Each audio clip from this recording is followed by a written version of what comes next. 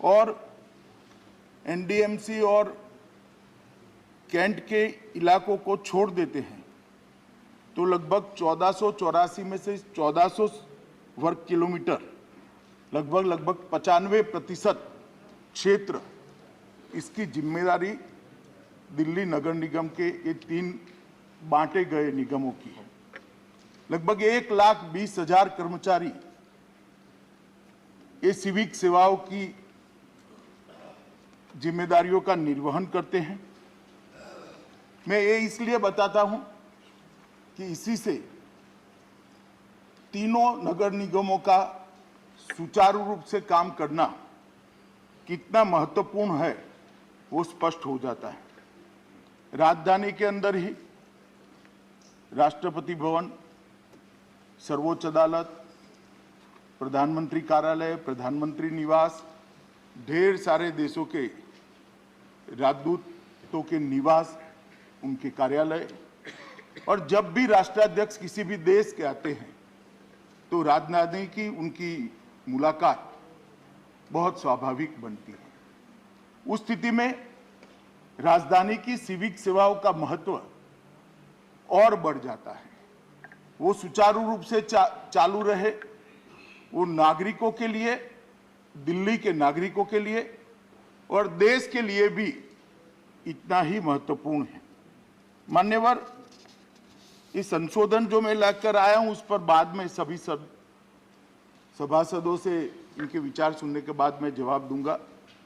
उसके पहले मैं इसका एक इतिहास बताना चाहता हूं। मान्यवर, 1883 से पंजाब डिस्ट्रिक्ट बोर्ड एक्ट के तहत ये नगर निगम काम करता था। 1957 में एक कानून के द्वारा दिल्ली का म्युनिसिपल प्रशासन एस्टैब्लिश किया गया। उसके अंदर 93, 1993 में और 2011 में इसको अमेंड किया गया और 2012 में राष्ट्रीय राजधानी क्षेत्र दिल्ली शासन द्वारा दिल्ली नगर निगम संशोधन अधिनियम लाकर दिल्ली नगर निगम को 3 निगम निकायों में बांट दिया गया। उत्तरी दिल्ली नगर निगम, दक्षिणी दिल्ली नगर निगम और पूर्वी दिल्ली नगर निगम। और बांटने के कारण को भी मैंने गृह मंत्रालय में बहुत खंगाला है, मगर किसी भी फाइल पर कोई कारण उपलब्ध नहीं हुआ। एक प्रकार से आनंद फानंद में बिल लाया गया। किस उद्देश्य से लाया गया वो तो जो लाए हैं वो ही बता सकते हैं, परंतु रिकॉर्ड पर इसके कोई उद्देश्य उपलब्ध नहीं है।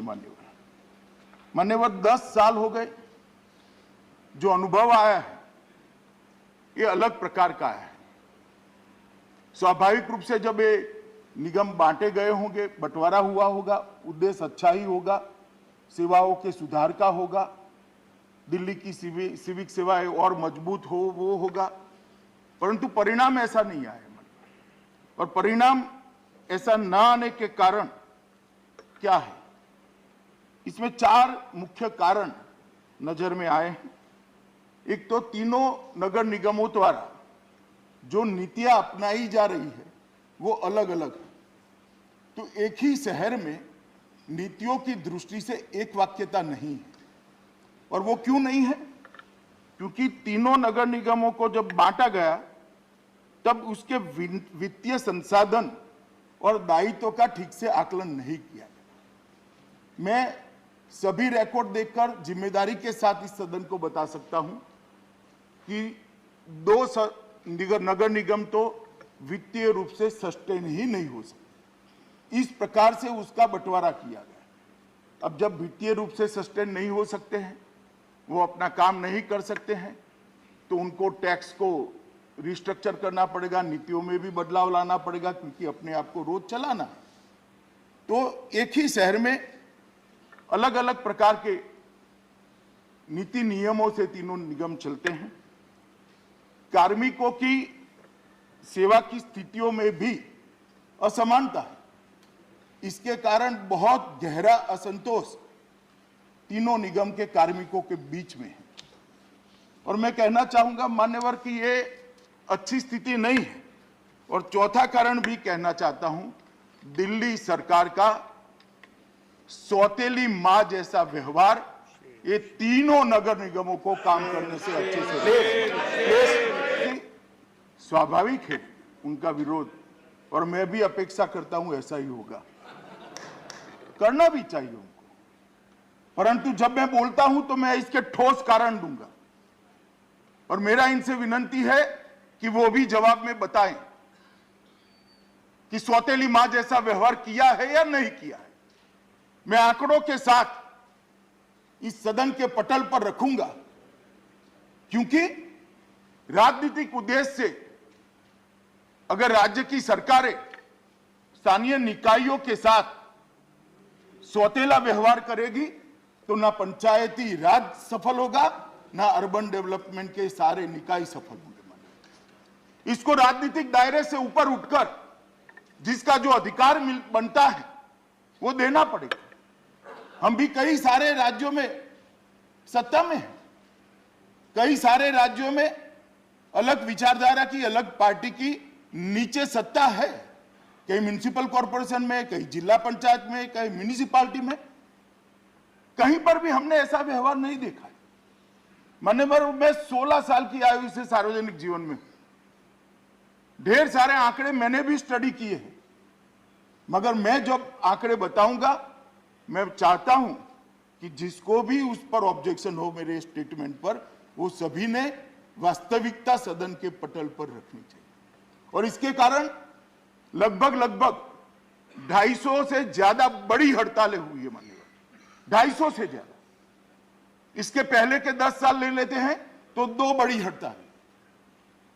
क्यों, क्या हो गया? 10 साल के 2 अंतराल में कहां 2 हड़तालें और कहां 250 हड़तालें?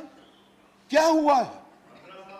प्लीज मान्यवर, मगर 15 साल से राज्य सरकार हमारी नहीं थी, ये 10 साल से ही प्रॉब्लम हुआ है। आप सर, आपकी बात, माननीय मंत्री जी प्लीज। मान्यवर, आलोचना करने के लिए तो गृह होता है, आलोचना का अधिकार जिनका इतना है उतना ही मेरा है। मैं कर सकता हूं, आप जवाब भी दे सकते हैं, मगर बीच में टोका टोकी से नहीं ले सकते। प्लीज, आपकी पार्टी को जो समय मिला है उसमें तथ्यों के साथ बताइएगा, मैं जरूर उसका जवाब दूंगा, और मैं बाध्य हूं उसका जवाब देने के लिए। मान्यवर, मैं फिर से कहना चाहता हूं कि आप पार्टी की चुनी हुई सरकार के सौतेले मां जैसे व्यवहार के कारण ये निगम ढंग से काम नहीं कर रहे हैं। मान्यवर, तीनों निगमों के बीच में नीतियों के रूप में समानता लाना बहुत जरूरी है। कार्मिकों की सेवा की शर्तों के लिए भी समानता होना बहुत जरूरी है। आर्थिक संसाधन की प्राप्ति और उनके दायित्वों के बीच में भी संतुलन बनाना बहुत जरूरी है, और वो तभी हो सकता है जब ये तीनों निगमों को एक कर पूर्ववत स्थिति बहाल की जाए। इसलिए मैं इसको लेकर आया हूं। बहुत सारे सदस्यों ने